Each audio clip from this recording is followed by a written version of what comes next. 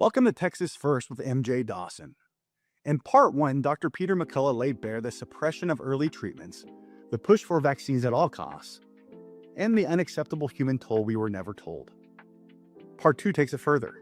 Brace yourself. We break down the reported vaccine deaths, how many deaths autopsies show have been linked to the shot, the deliberate blackout on early remedies like antibody treatments, the staggering $40 trillion of wealth transfer from everyday Americans to big pharma and elites, and why no major leader, Trump, Biden, RFK Jr., or anyone else, has ever publicly faced the death toll on an open mic. This is the conversation they still won't have. Dr. McCullough brings the receipts, data, timelines, and the names of those who looked away. People started dying in the vaccine centers. It's stunning that we would allow a single death, yet the deaths started to pour in. So our government lied to us when they said none of these were due to the vaccine. Someone who's previously healthy, they take a shot, they die in the next few days. So why do you think it was so important to the government that we push the vax and ignore all the other solutions? Honestly, I don't get it. The monoclonal antibodies were great. They're more expensive than vaccines. We had 6 of them. They were on the market each for a few weeks, and they pulled them off the market. They said, well, the virus is changing. They're probably not going to work. Well, if they're not going to work, we're certainly genetic vaccines aren't going to work. So, I mean, you said earlier, I guess the high-end estimate is we had 120,000 people die in this country from COVID. How many people do you believe died from the vaccine? How many people are vaccine injured? Well, it's shocking to say that a vaccine could take a human life. Think about it. Of course. People who take a vaccine don't have the disease. Yeah. They're taking a vaccine to theoretically prevent the disease. That's the only reason why you take a vaccine, to prevent the disease. So can you imagine a medical intervention that could take a healthy person like you or me and literally take your life? It's an astonishing observation. So what happened early in 2020, the vaccines rolled out here in Dallas, December 10th, 2020. People started dying in the vaccine centers. This is astonishing. And so immediately we got emails. Well, we need to get CPR and resuscitation equipment and defibrillators and problems. The fact that a single person died with this vaccine is completely unacceptable. Think about this. They were alive. They were well. COVID-19 had a 99.99% survivability. It's stunning that we would allow a single death, yet the deaths started to pour in. I mean, pour in. And our U.S. Vaccine Adverse Event Reporting System, or VAERS, which normally half the nation takes a vaccine once a year, kids, flu shots, what have you. So vaccines roll in the United States. That system per year since 1990 recorded about 150 deaths a year. We already were past that level very early in January of 2021. And I was called to the Texas Senate in March of 2021. And I distinctly remember we were at 1,600 Americans who had died. And maybe 20 million Americans had taken the vaccine. This early warning system was going off like a 5-alarm fire. And, our CDC on its website just had a very casual statement came up. It said, doctors at the FDA and CDC have reviewed all the deaths and none were due to the vaccine. Well, let me tell you, to review 1,600 deaths, get all the labs, x-rays, the paramedic sheets, to have all the data, start to arbitrate this would take at least a year or more. You can't do it on the fly. So our government lied to us when they said none of these were due to the vaccine. Some died immediately in the vaccine center. The World Health Organization has a causality matrix. World Health Organization said, listen, someone who's previously healthy, they take a shot, they die in the next few days. It's due to the shot. It's plain as day. Yeah. So even our U.S. statement didn't even agree with the World Health Organization on causality. So as these deaths started to pile up, there became autopsies. So what I did is I organized a team to gather all the autopsies, get it in a database, review all this. If the original reports didn't, suspect the vaccine, I'm sorry, if someone developed a known vaccine problem like heart damage or a blood clot, what have you, it was adjudicated as a vaccine death. And that paper was published in the journal Science, Public Health Policy and the Law. And the answer was 73.9% of all the autopsies that occurred in the people who had these vaccines, the cause of death was the vaccine. So the vaccine has caused large numbers of deaths. Where are we with VAERS today? In the U.S., we're at about 19,500 Americans have died from the vaccine, reported by doctors like me. I've already concluded the vaccine is the cause of death. If I have somebody in my practice who dies and has nothing to do with the vaccine, I don't report it to the vaccine database. I only report cases that are clear-cut.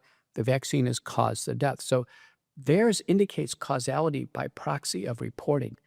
Because if it wasn't caused by the vaccine, it wouldn't be in there. And the vast majority of reports are done by doctors who are doing the right thing. We're actually, and by the way, the first 3 or 4 pages of VAERS, it's all about the doctor. Who are you? Where's your practice? Where's your email? Whatever. And you have to enter in the patient's name, the patient's email, their family contacts. So the CDC has everything. So if the CDC ever has a question regarding any one of these cases, they can just call up the patient.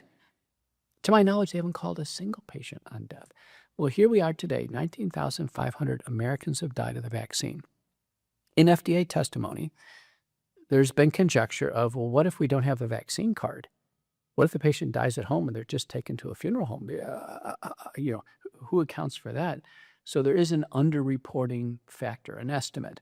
So at bare minimum, it's 19,500. Bare minimum. Yeah. That's completely unacceptable. Can you imagine 19,500 deaths due to a new, A car, a seatbelt malfunction, or sure, a coffee pot, yeah. or how about a new? What if there was a new drug for headaches and Absolutely. 19,000 people die? Yeah. I mean, you just can't imagine this. 19,500 deaths, and there's 39 other similar databases in the world, like the UK Yellow Card system, and they all agree. They all proportionally have seen the same number of deaths. But the underreporting factor in U.S. FDA testimony is about 30, meaning you take that 19,500 and multiply it times 30. The answer is, as we sit here today, I would testify we've lost between 550,000 and 600,000 Americans due to the COVID-19 vaccine. No mention by Trump or Alex Azar or Xavier Becerra or Stephen Hahn or Robert Califf. No mention by Biden. No mention by his team. No mention by Trump, Macri, Bhattacharya, RFK. No mention. Trump just gave his State of the Union address, the longest on record. Yeah. Couldn't find time to mention the vaccines. I mentioned Iran several times, but the longest in record. Here we have this rolling American catastrophe, and no one is saying a word.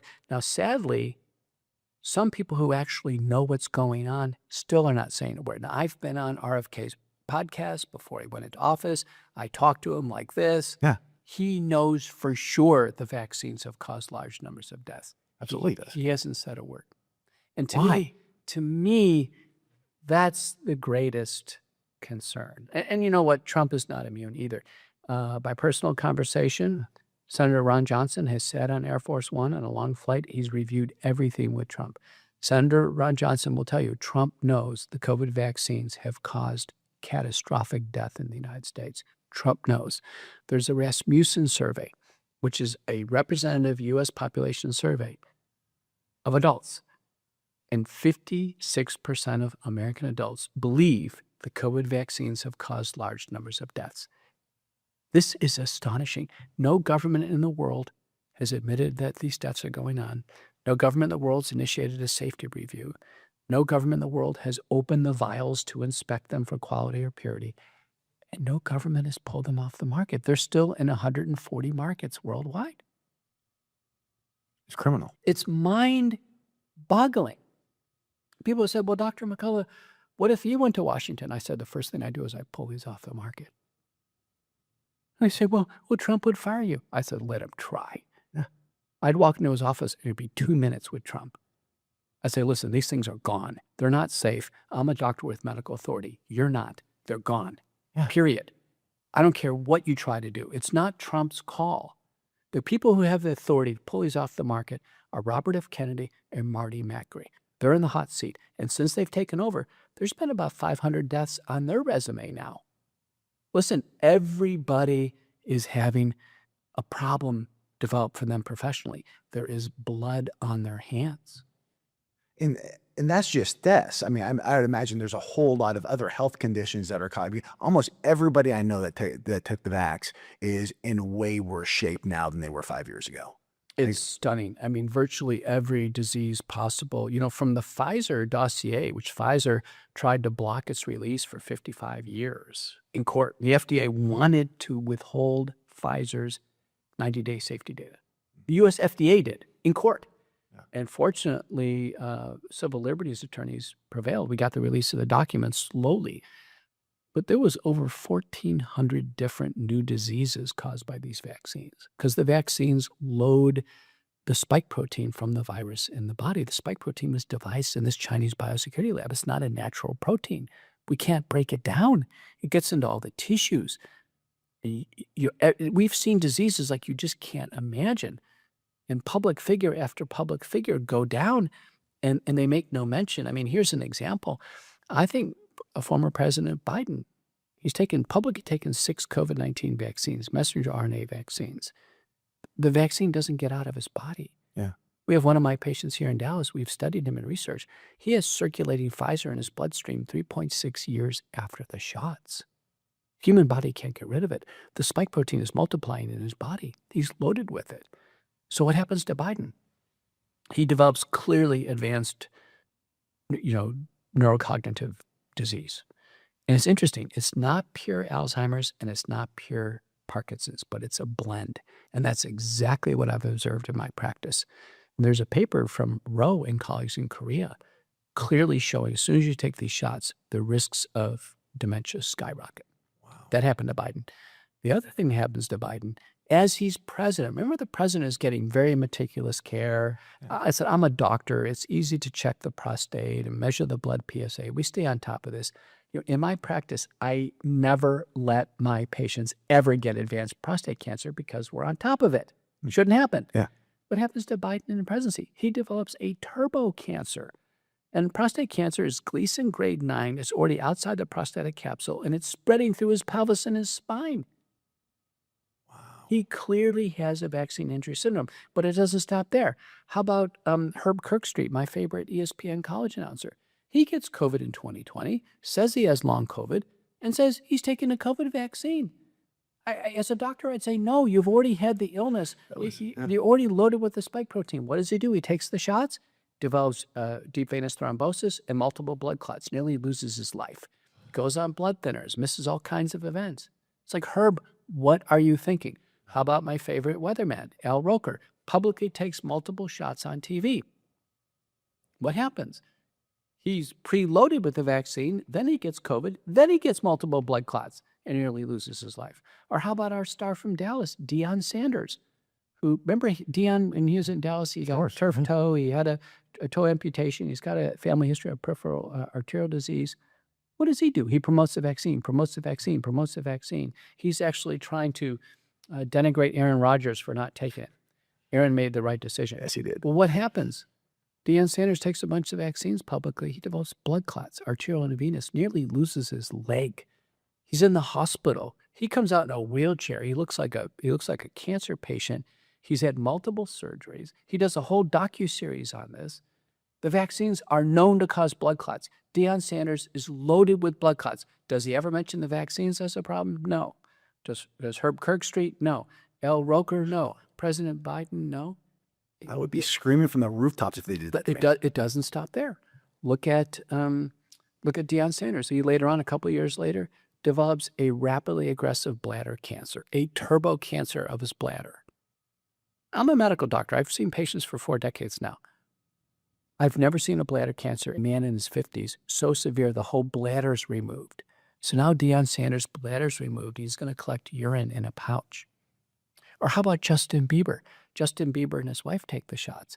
Hailey Bieber gets a blood clot, goes to her brain, and she actually has to have it retrieved with a interventional radiology device, Justin Bieber develops a classic vaccine injury syndrome called Ramsey-Hunt that affects his hearing and his eye. He can't go on stage anymore. Or how about this one? This one's probably takes the cake.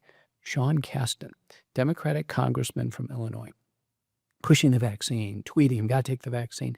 How do people know this vaccine is going to be safe or even work, right? But somehow he knew. He's pushing it. As soon as I can, I'm going to have my daughters take the vaccine, his kids. So he has Emily, his 16-year-old daughter, take the COVID vaccine early. Who would do that? A child. Who's at no risk of risk, COVID none. at all. Well, guess what? She takes the vaccine. A few weeks later, he finds her dead in bed. So he loses his 16-year-old daughter. And instead of putting two and two together to say, oh my God, this vaccine, I need to warn others, he comes out and says, you know, we just need to enjoy our time together. It's like, oh, well. And, you know, in 2021, this is astonishing. We've had a whole U.S. Senate hearing on this.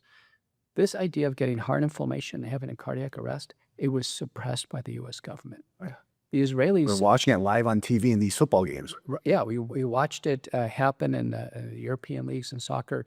But the Israelis sent a communication to the White House, Biden, all the HHS administration. So listen, we got 62 cases of COVID vaccine heart inflammation, myocarditis, in the military. 2 are dead. So we knew by February of 2020 that the vaccine directly caused death due to myocarditis and cardiac arrest.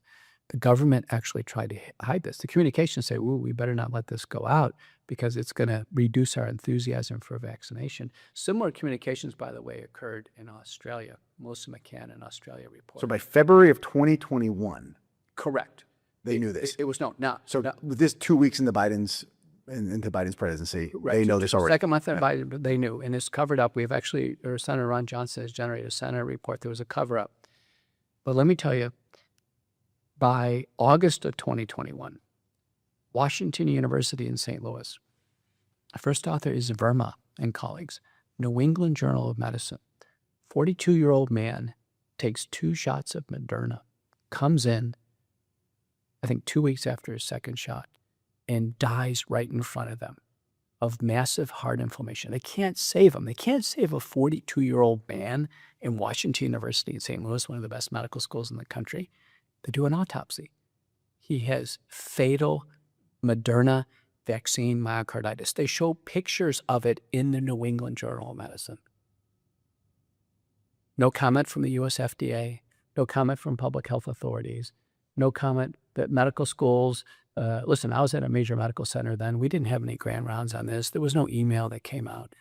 No one showed any alarm, as if patients are almost in a suicidal, homicidal trance at this stage. It's astonishing. And then Gil, this is amazing, 2 deaths. Gil's a pathologist, 2 boys, age 16 and 17. They take Pfizer. The parents find them dead in bed a couple days after the shots. They call for autopsies appropriately. Autopsies are done. You have pathologists at Michigan and Connecticut, even University of Minnesota gets involved. They analyze the deaths of these previously healthy teenagers, previously healthy kids, just like Emily Casten. And the conclusion, fatal Pfizer vaccine myocarditis. They publish it in Archives of Pathology in late 2021. It's in the peer-reviewed literature. What rational doctor seeing this would ever recommend these vaccines? I'm a cardiologist. I could never do this. I could not look at a patient in the eye and say, here, take a COVID shot, knowing that it could take their life.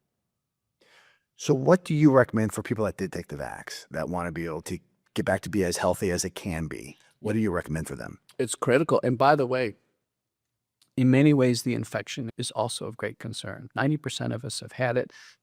Some of us have had it multiple times. Everything we can see, blood clots, cancer risks, autoimmune problems, they can occur after the infection and the vaccine. Now, myocarditis is different. It doesn't look like the infection causes myocarditis. With the infection alone in 2020, there were no bona fide cases.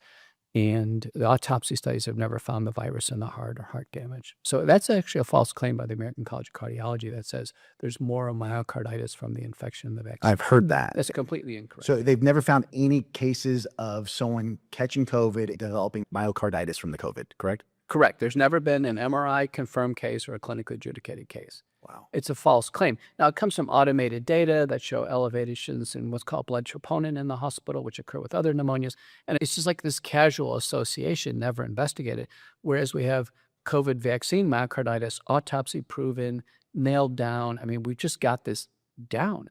And it's a ridiculous suggestion by the cardiologist to say, well, the infection causes more myocarditis than the vaccine, so therefore take the vaccine and get more myocarditis. Yeah. No one would do that. No rational doctor would say that. It would say treat the infection or prevent the infection. Don't take vaccines that cause heart damage. So for the first time in the history of cardiology, doctors who are charged with protecting the heart with everything we do in cardiology now are advising a product that damages the heart and kills the patients. Patients are freaking out when they go to a cardiologist. I just saw a patient yesterday in the office. He said, I don't know what to say. My cardiologist is telling me to take more shots. I'll give you one more vignette. A man, he's a consultant. He's in his 60s. He's had prior bypass surgery. He's had a defibrillator put in because his heart is weak. But the guy's traveling, he's consulting. He takes one shot of Pfizer, one. Destroys his heart. He goes into cardiogenic shock. He's in collapse. They're airlifting him into Emory University Medical Center. His heart's so weak, he goes on life support. He needs an emergency transplant. He gets a transplant. It gets infected. He has a stroke. Oh, yeah, I'm telling you, transplant is not a picnic. At 6 months, he gets out. He's in a hotel room, and he calls me. He said, Dr. McCullough, he told me a story. I said, oh, my God, this is a horrible story. He said, the reason I'm calling you, they want me to take a second shot. That's how maddening this is. It's madness. The first shot nearly killed him, caused him to need a heart transplant. So think about this. If the heart is already weak and you take a shot that causes heart damage, it can directly lead to death. There's untold numbers of senior citizens who died after these shots, and we'll never know. Yeah. We'll never know. So we've learned that the vaccines, at least Pfizer and Moderna, they don't leave the body quickly. We believe Janssen, the body does dispose of the adenoviral vector. And then with Novavax, it's just the spike protein. But the spike protein produced from all 4 brands of vaccines is long-lasting in the human body. The spike protein is about, remember, the virus is a ball, the nucleocapsid, and the little spikes on the surface. The spikes is what we're talking about. Spike protein is about 1,200 amino acids, about 12 glycosylated side chains, 3,400 base pairs code for it. It's foreign. It was devised in this Chinese biosecurity lab. When it gets in the human body, we can't get rid of it. All of us, we can't get rid of it. It's an unnatural protein. Remember, natural proteins we can always get rid of. There are some proteins, by the way, that in nature that the body has a hard time getting rid of. I'll mention one of them are the proteins in Borrelia burgdorferi, which is Lyme disease. It's hard to get rid of that stuff. That's usually why people have chronic Lyme. Another protein hard to get rid of is from syphilis. So you can carry it for a long time. But this SARS-CoV-2 spike protein, watch out. It's the most dangerous protein I've ever seen in my life. You get a little bit of it with the infection, and you get a ton of it with the vaccine, maybe 10 to 100 times more with the vaccine. This spike protein goes everywhere in the body. It eats away at tissues. It causes autoimmunity, causes heart damage, for sure. It's found in the human heart. In a paper by Ota and colleagues, in people who have had sudden intracranial hemorrhage, a catastrophe in the brain, the spike protein is eating away at the blood vessels, and finally it gives away. It causes inflammation, and the spike protein is physically found in the blood vessels bursting in the human brain. The spike protein has been found at the scene of the crime in inflammation. It's been found in the ovaries and the reproductive organs, causing inflammation. It causes autoimmunity. And it's been found in blood clots. It is the cause of blood clots, for sure, all the blood clots we're seeing. A patient contacted me this week and said, Dr. McCullough, I have to see you. I just developed a 15-inch blood clot in my leg. We never saw that before COVID, never. Blood clots are typically less than an inch. due to the spike protein. So during 2021 and 2022, I started looking, I said, we got to get the spike protein out of the body. We have to find ways. Government doing nothing, academic institutions not recognizing the spike protein. I was publishing on it. I knew this was the cause of disease. And by 2023, we published McCullough Protocol Base Spike Protein Detoxification. It was published in the Journal of the American Physician and Surgeon, and later on in Springer Nature Curious Journal of Biomedical Sciences. And what we proposed is using an enzyme derived from the fermentation of soy or chickpeas called nattokinase, which had already been proven to dissolve the spike protein. It's available as a supplement. Bromelain, a family of enzymes from pineapple, which is actually an FDA drug as a topical, but can be taken as an over-the-counter supplement with some partial absorption in the GI tract. And then curcumin, which is derived from turmeric, which kind of blocks the spike protein in clinical studies and relieves some of the spike protein effect. Doesn't get rid of it, but the nattokinase and bromelain do. We combine that in the wellness company. We actually formed a company, and we produced the ultimate spike detox, which is the highest dose clinical grade combination of nattokinase, bromelain, curcumin, and minor ingredients. There's 4 minor ingredients in this that we believe help. This, at this point in time, this is the only evidence-backed, most widely used product for people who have taken the vaccine or have had COVID. Ultimate Spike Detox. Where do people get this? Ultimate Spike Detox, get it on the website, twc.health/focal points. That'll give you a discount. That's kind of the best financial deal. If you want to get it quickly, get it on Amazon. But Ultimate Spike Detox, the gold label, it has my name on it. It's copyrighted in my name for responsibility. We intentionally did not patent this, by the way. We had some discussions. Should we patent this? No. Too many people need it. We can't make enough of it. People are buying individual brands. So many people are so focused on just making an extra dollar than just doing the right thing. The wellness company, it was about the idea of a rising tide elevates all ships in the harbor. So as other people came up with formulations, we said, go for it. Yeah. Because so many people need this.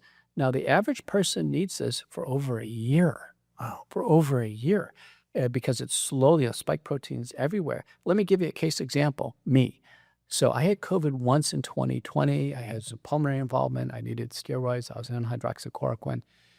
And then contextually, I may have had it 2 more times, but I never tested. By the end of 2023, my ears are ringing. I used to be a strong runner. I didn't feel like I could run anymore. I didn't feel well. Yeah, the same problem. Yeah, I measured my antibodies to the spike protein. Now, if I never got exposed to it, it would be less than 0.8. But anything over 1,000 is concerning. I was 2,300 binding units per ml myself. I went on the spike detox. I took it religiously. 2 to 4 capsules twice a day, and it took about a year. I rechecked my levels. They're now 900. My ringing in my ears, the tinnitus is about 90% better. I'm going to go run today, 5 miles. So this just isn't just for people who took the vaccine. This is for anyone with COVID as well. Anybody who's had COVID. Because I definitely had, I could tell a big difference before and after COVID of how lethargic I was, and I was never the same after that. Protein. You can get your blood test. This is another important tip.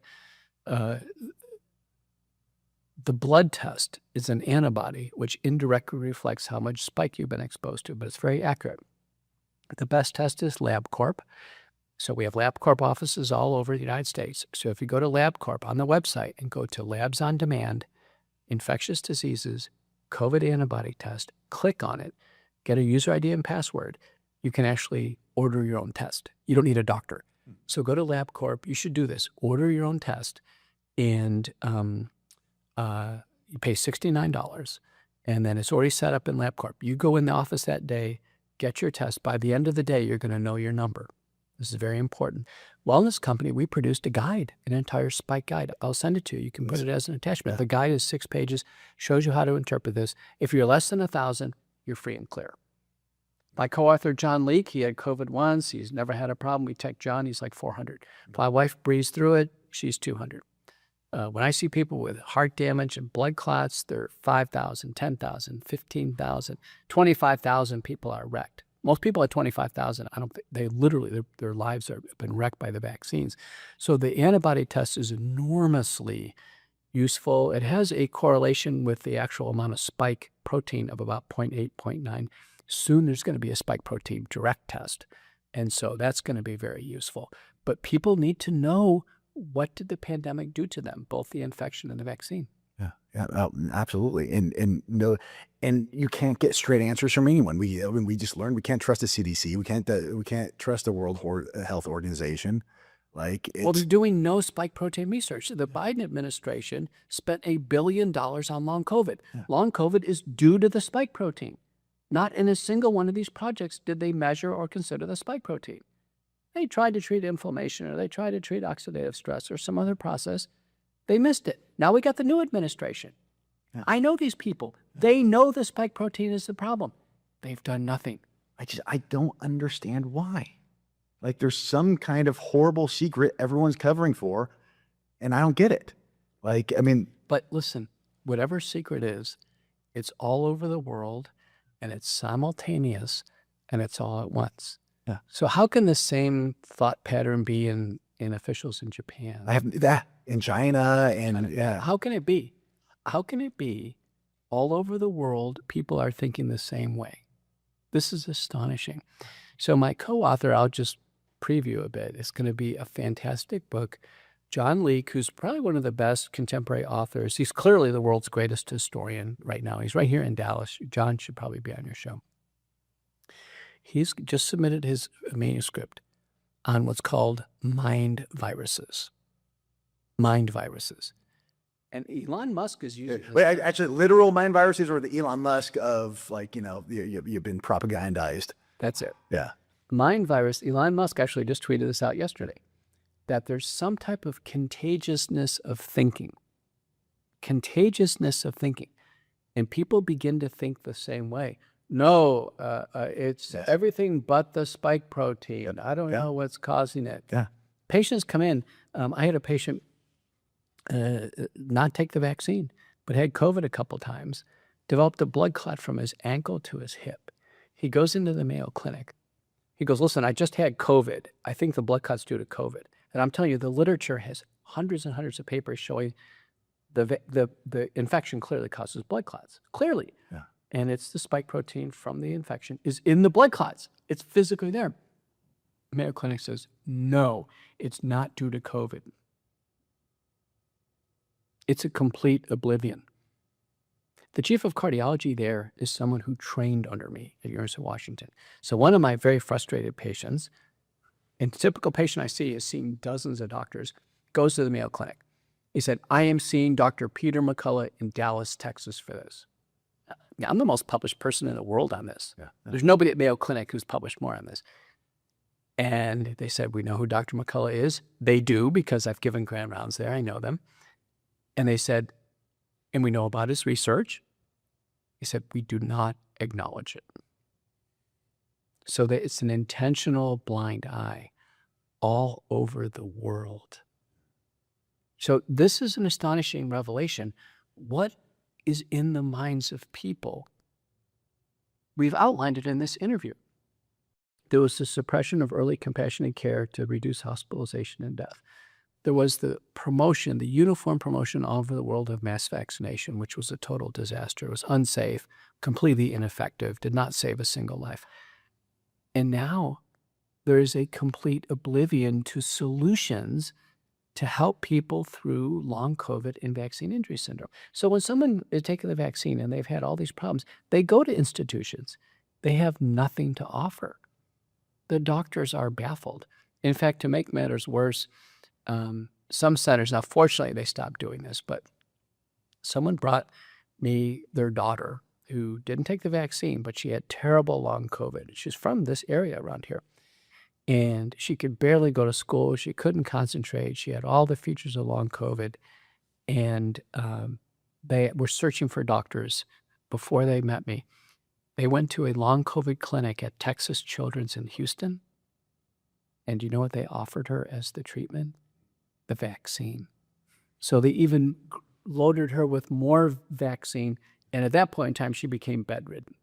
So she became super loaded with the vaccine. So in a paper by Barham and colleagues on the spike protein antibody, for those with just long COVID, like me, the average antibody level of people with symptoms is about 2,000 to 3,000. Binding units per ml, that's the output. The average person who took the vaccine with the problem is at 11,000. I'm telling you, it's night and day.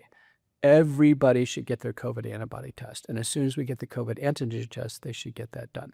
And the people who are starting to become active, go on the ultimate spike detox, and we reliably see the spike levels, our inferences, the spike levels are going down. So ultimate spike detox is key. What else works?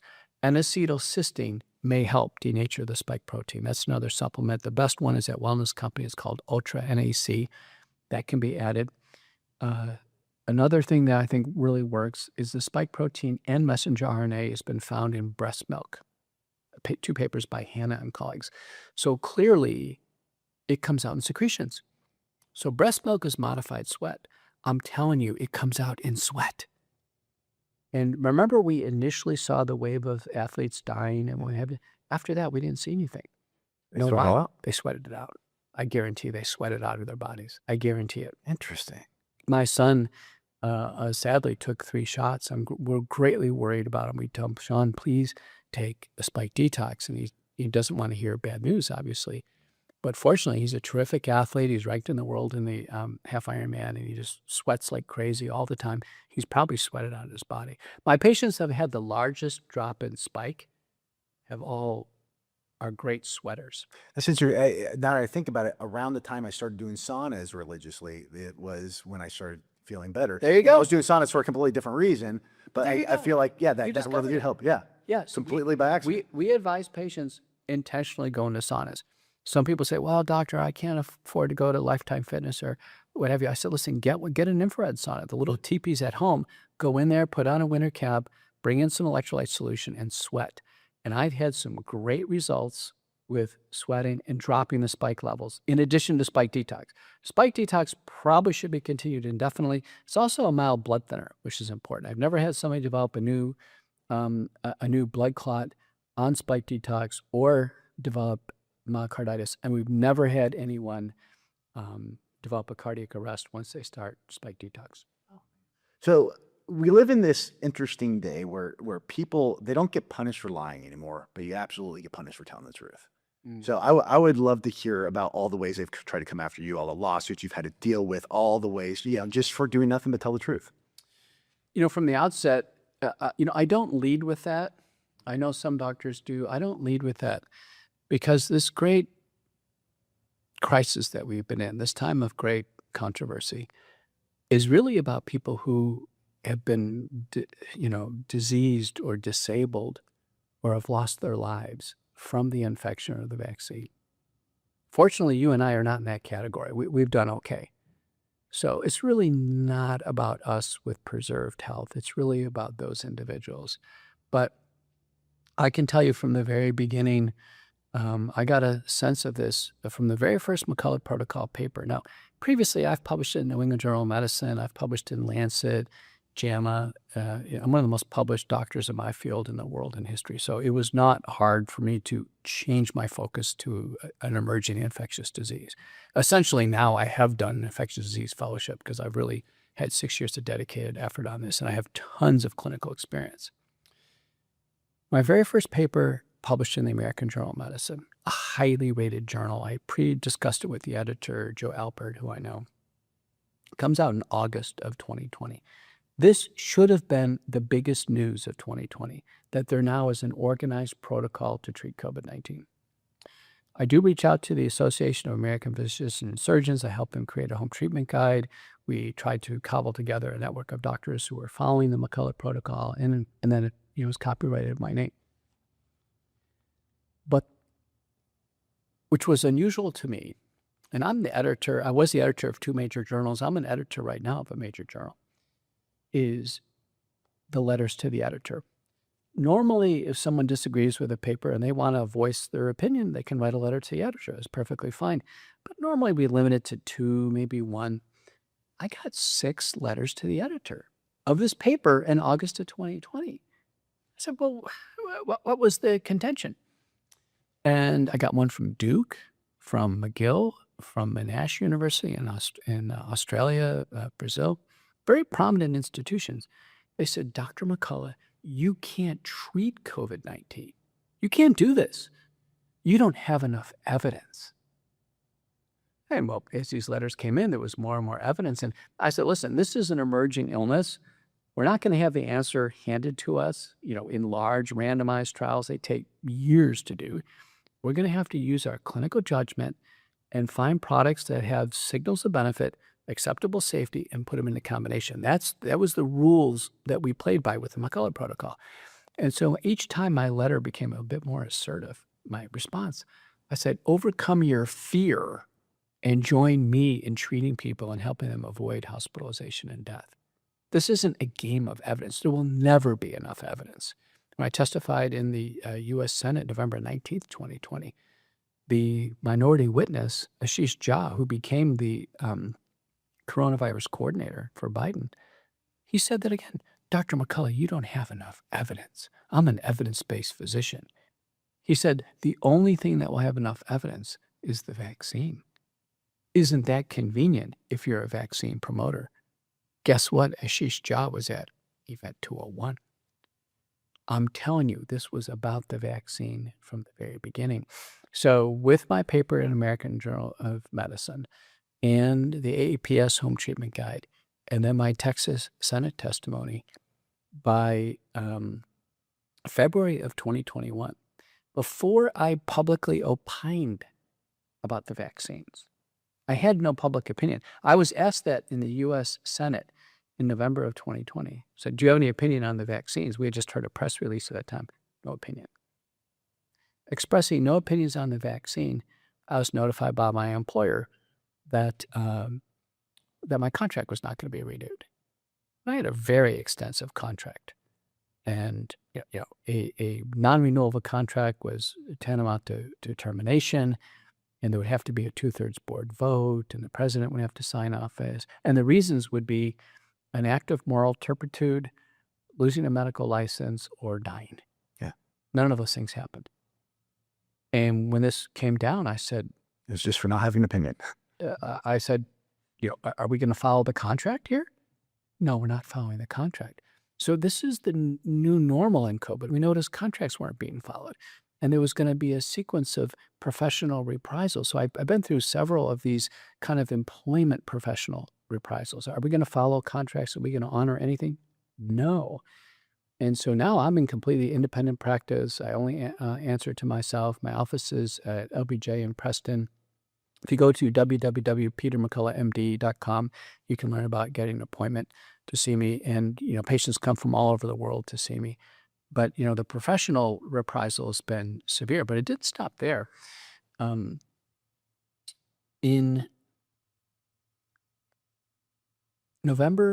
September of 2021, the American Board of Internal Medicine, one of the board certifying boards out there for doctors, came up with a COVID misinformation policy in September of 2021.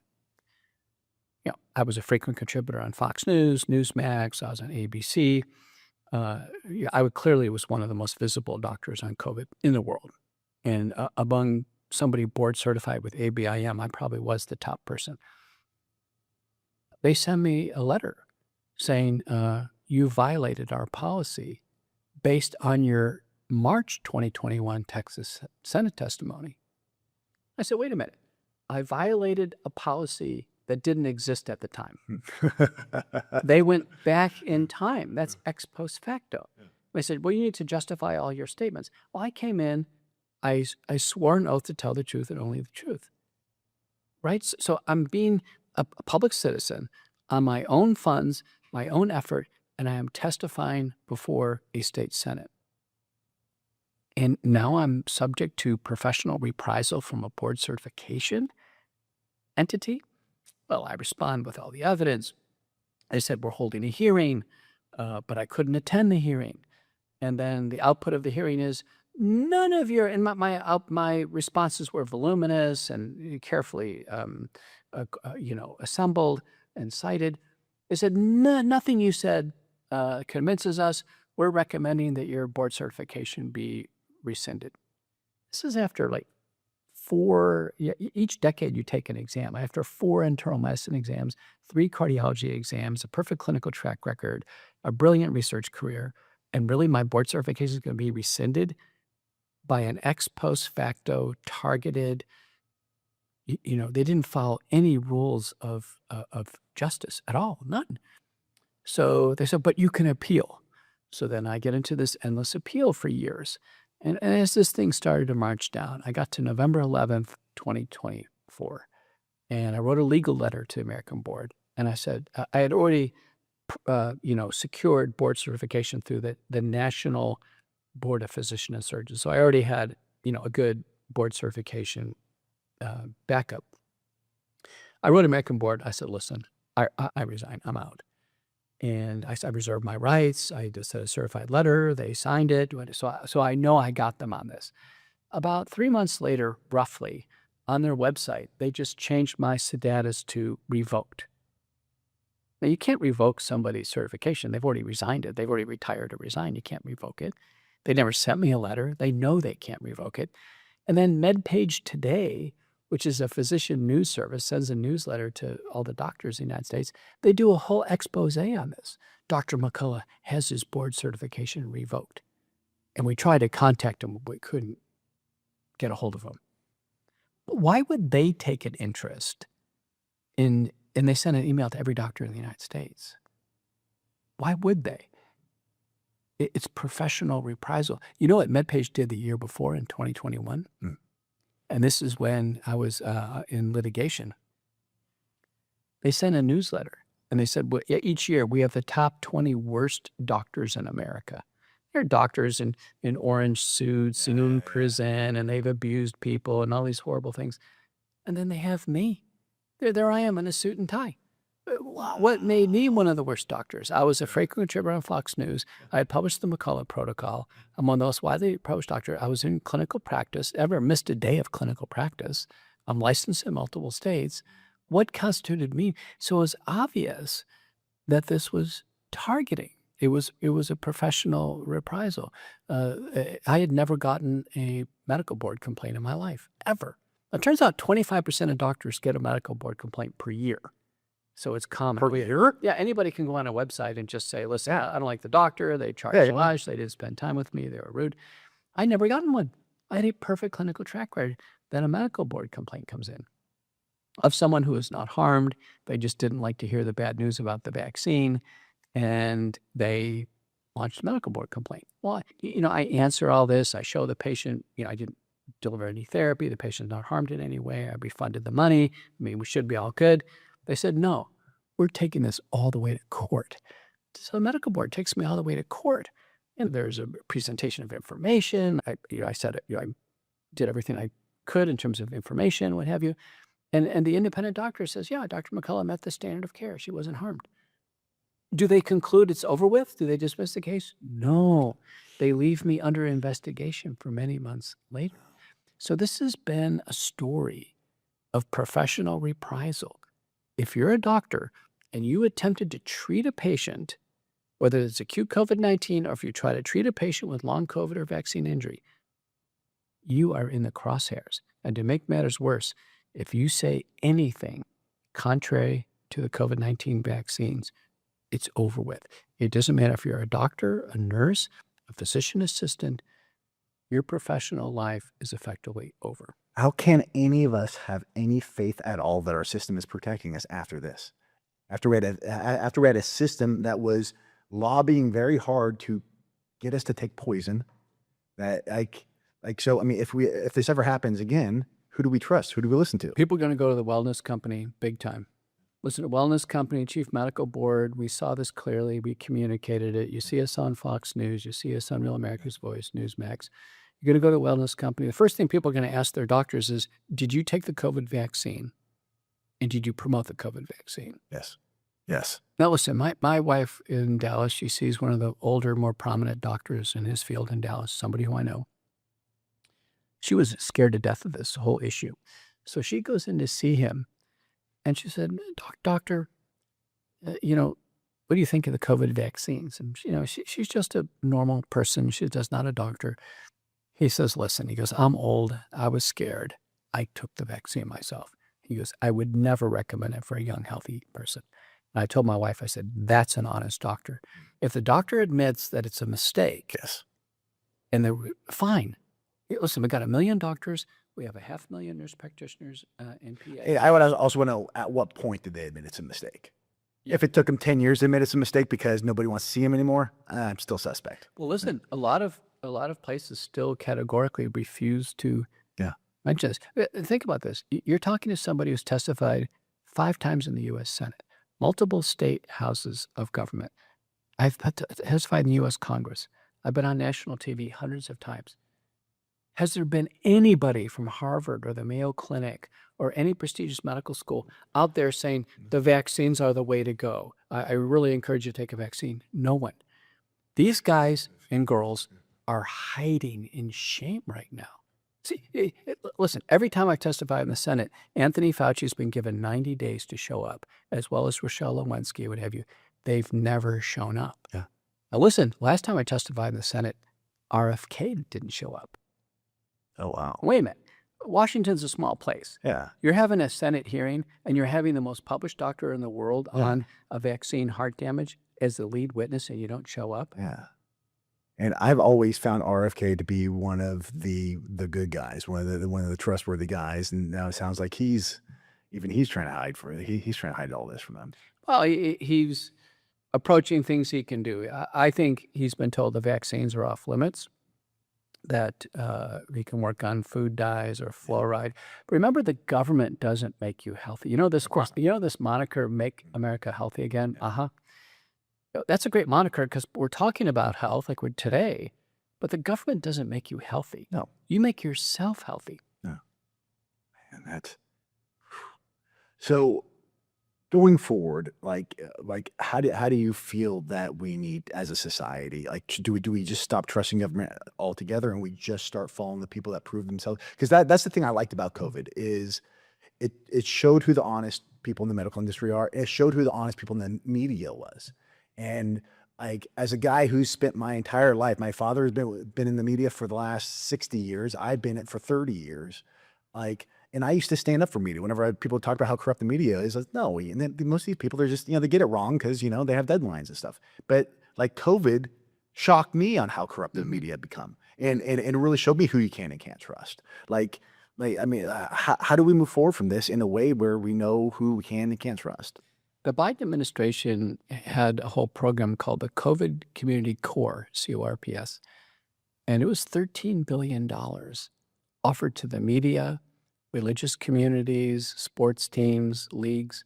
The money flowed to promote the vaccines. Yeah. Were you ever approached? Me, no.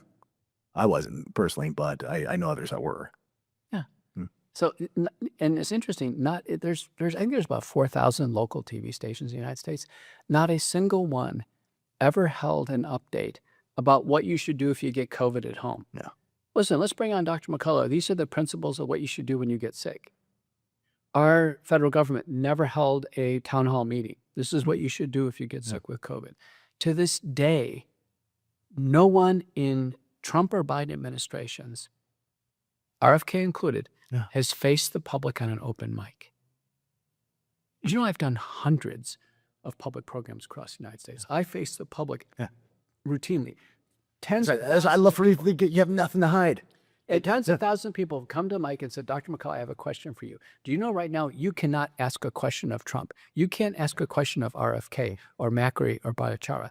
No open mic. Yeah. It's only controlled podcasts, what have you. It's heavily controlled. And that's not like, I was Trump agnostic in the beginning, and then, I see a bullet whiz by his head. I see him get up, pump his fist. Like, it's the most American thing I've ever seen in my life. I'm so excited. He overcomes what I'd consider probably the most corrupt administration in the history of the country, beats that.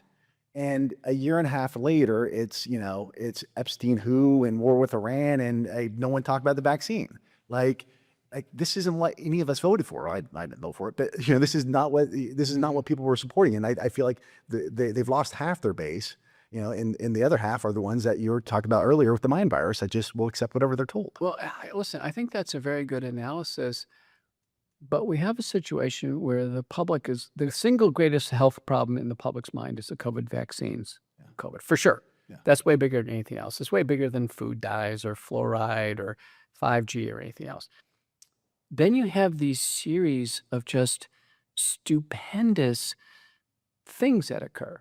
So, for instance, we're going to invade and take over Greenland. But then there's no follow-up. Nobody ever hears anything. Then we snatch Maduro out of Venezuela. But then there's no follow-up. What's happening in Venezuela? Is it anarchy now? I have no clue. No one's talking about it. Yeah, the media. And then these Epstein files were just waiting, waiting. And suddenly this guy Epstein, who apparently was everywhere, talk about He's the evil Forrest Gump. He's been a part of every single terrible tragedy since the 70s. So as you see here today, actually, Bill and Hillary Clinton are on Capitol Hill testifying. So I've been in that seat myself. So so you have the Epstein, but then you have this Russia-Ukraine war with these astronomical numbers of casualties, but there's no footage of fighter jets fighting in the sky. There's no footage of tanks blowing each other up. There's no footage of mass cemeteries anywhere. So this Russia-Ukraine war, we're just told there's a Russia-Ukraine war without verification. We're just told things that it defies logic. So, I mean, I can tell you the cell phone is powerful. Yeah. If there were bodies piling up in Russia and Ukraine, it would all be all over social media. You can't stop it. People would. Oh, you saw in Palestine. People, With a fraction of the numbers of what's going on. For sure. Russia, yeah. So the first thing that happens, I think all experts would agree, there's been a tremendous casualty load for the Palestinians in Gaza. And 85% of all structures are destroyed. You can physically see that. You can't see evidence in the media or through social media. I would actually trust individual people posting things. My son died, what have you. Yeah. Recently, CNN did an expose, and it was one of the reporters, who must be Ukrainian, she can speak the language. She went there and she found one woman who still hasn't had her son come back from the war. One. And the numbers we're hearing are stupendous. I think we're in a time where every issue is prone to exaggeration. Yes. Is there something going on in Ukraine? For sure. Sure. Is Russia trying to annex it? Yeah. Russia essentially had it as a state 20 years ago. They're just trying to annex it. Are there some skirmishes here and there? Yes. Are there mass casualties? I haven't seen evidence of it. In the Israeli invasion of Gaza, what we have there is what we're told is the Israeli Defense Force, with all of their weaponry, all of their technology, Most heavily guarded border in the world. Just with everything they have, we are told for years they can't find hostages. For years. Yeah. And we're also told, very interestingly, they can't defeat their enemy, which they claim is Hamas. Yeah. But there's never any footage of Hamas fighting the Israelis. You think that sooner or later you'd see Hamas shooting down. Oh, it's very one-sided. Yeah. You don't see any footage of Hamas until the point of a prisoner exchange. And at the point of a prisoner exchange, there are some people that are said to be Hamas, but they always have masks over their faces.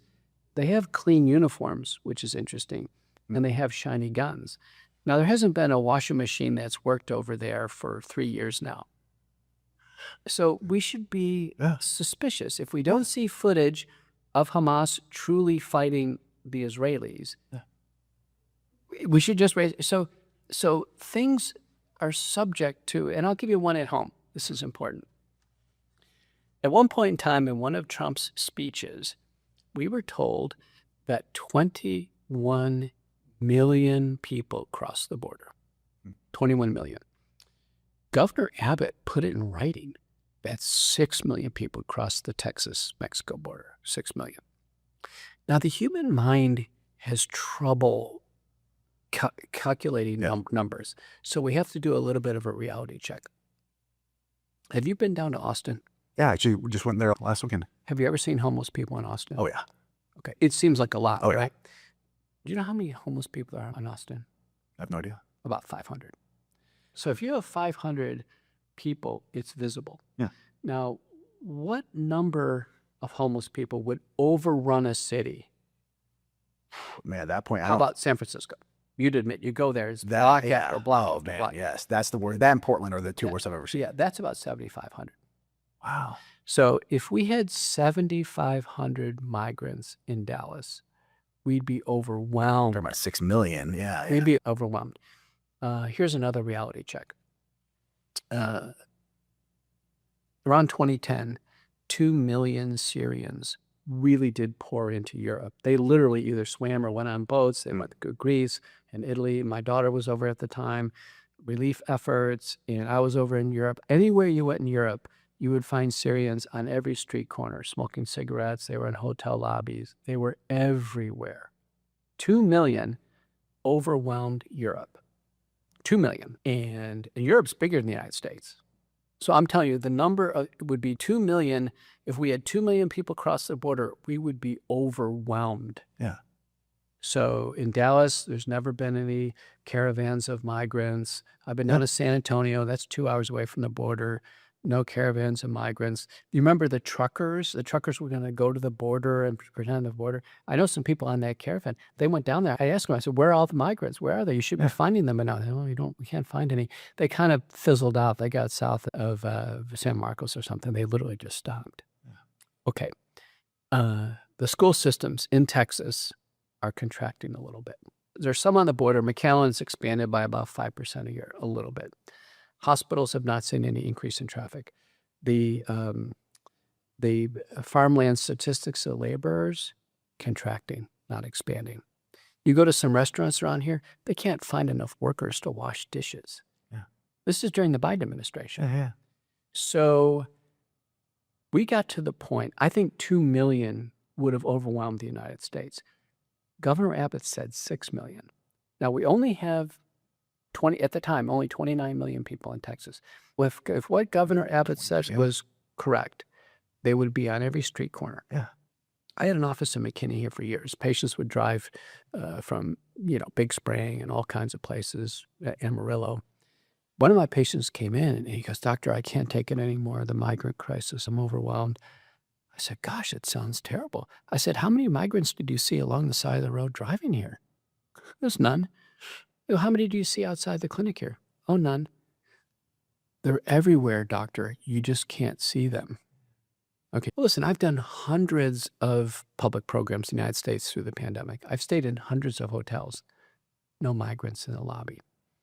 I went to New York one time. I went to the Roosevelt Hotel. I said, "Where are they?" None. Yeah. Central Park, none. You haven't seen any here. You haven't seen any caravans here. I have not. Okay. Trump got to the point where he was at a rally. He goes, "It's over 20 million have poured into the United States." 20 million. We got a border crisis. Now, Trump comes into office. This is interesting. And around that time, I had been to France. And the people in France, we got a border crisis. I went to Germany. They have a border crisis. Sweden, they've got a border crisis. Even Quebec has a border crisis. Where were they pouring in from? New York or Maine? Or it turned out every country in the world is declaring a border crisis. Now, it's typically people on the right side of the political spectrum are declaring a border crisis. And it is Sweden, they had mass protests. Like, where are they pouring in from? Where are they? And Senator, we had hearings on this. At one point in time, the number was 7 million. And Ron Johnson, who I think is a real American hero, was questioning all these people who had gone down to the border and just said, "Listen, if you think 7 million people across the U.S. border, tell me where they are now." Yeah. "Well, they're on secret planes. They're on secret buses." "What secret planes and buses?" "They're getting secret credit cards." "Well, where's the reports of all this?" All this is very trackable. Everything, all these statements should be very trackable. You can't hide people. You can't hide people. So the reality is the U.S. Border and Customs keeps track of what's called encounters. Encounters did go up under Biden. They went up under Biden from about 150,000. It went up considerably, about 250,000 a month. So if some of those do come into the United States, my estimate is it's probably under 2 million. Got it. That'd be my estimate. I'm not an expert on this, but I'm just telling you, I'm an epidemiologist. I'm pretty good with population. And you have firsthand experience with the spin machine that is. Well, what I'm saying is it's subject to exaggeration. So if it gets up to 21 million, but you can't see them anywhere. Yeah. People say, well, they're in hotels. Well, listen, the hotel capacity in the United States is 5 million. They're not in hotels. They're not in the fields. They're not in restaurants. They're literally, so this is what happened. Trump comes in and Trump says, I solved it. Border crisis closed. Wait a minute. There was no wall built. There was no, you just don't snap your fingers and the crisis. If the allegation is we had a corrupt U.S. border and customs thing, the corruption doesn't stop when you snap your fingers. Again, there's never any media to capture what's going on. We're just told this. We are told people are pouring over the border, and then we're told immediately the problem is solved. So think about this. This was probably one of the most brilliant strategies in political history. You know, exaggerate a border crisis and then immediately claim you've solved it. By just stopping exaggerating. Right. But by just, so there we are. So what's the reality? Yes, there's always a crisis at the border. Yeah. In Trump's first term, there was a border crisis, for sure. That's the reason why he tried to build a wall. Yeah. Right? So there's always a border crisis. We don't have good immigration policy, and we've got a mess. We've always had a mess. Was it worse under Biden? Yes. Was it greatly exaggerated? For sure. Now we have this issue of deportation, which is really interesting. That's the U.S. Border and Customs Control, that's the hard statistic, is deportation. Now, under Obama, over 4 years, it's about 1.2 to 1.4 million. Under Trump, first administration, a little less than Obama. Trump didn't do so great. Yeah. Despite being strong on the border, wait a minute, where's the goods? Now under the new administration, we'll see. We'll see. Now, Tom Homan came out recently and said the number is going to be something like 600,000, but it's hard to know how they're counting because they may be using a number called self-exportation of people who kind of give up and leave, as opposed to forceful deportation. But what I'm telling you, from COVID-19 to Russia, Ukraine, to Israel, Gaza, to the border crisis, Greenland, Venezuela, and now Iran. That's 7 major things. Yeah. It appears as if there's a confluence of exaggeration, deception, corruption, political gain. Yeah. And what's happening to the American public, and the media plays a big role in this, the American public is fallen into some type of miasma or some lack of clarity in their thinking, and they can easily be convinced. The average person on the right actually believed there was a border crisis. They did. Yeah. The average person on the left believed there was a climate crisis. They believed it. They really believed in it. Now the people on the left are saying, well, there really wasn't global warming. Maybe there was something else. And now people are starting to give up on this. What I'm telling you is we're in a time of great controversy. I think there is just this global lack of critical thinking. No one wants to challenge this. On the border crisis, and I rarely comment, by the way, on geopolitical things on podcasts, so I'm sure this... I feel honored. Thank you. But I published a Substack. So somebody asked me on national TV. They said, Dr. McCullough, what are we going to do with all these people pouring over the border and all their health problems? And I said, well, if we could ever find anybody, we could test them for TB. And I went through what the U.S. Borders and Customs Control. I said, if we could find any of these people.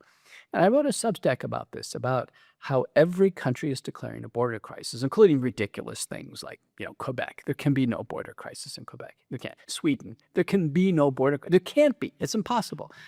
And how this is used for political gain. I got to Iceland, very remote country, and it said the fabricated border crisis. And it was a fair op-ed about how all the right-leaning political parties all over the world are using this as a campaign strategy, that we have, border insecurity, and our new administration is going to be tough on immigration and tough on illegals, whatever. It's a political strategy. It's actually not a reality.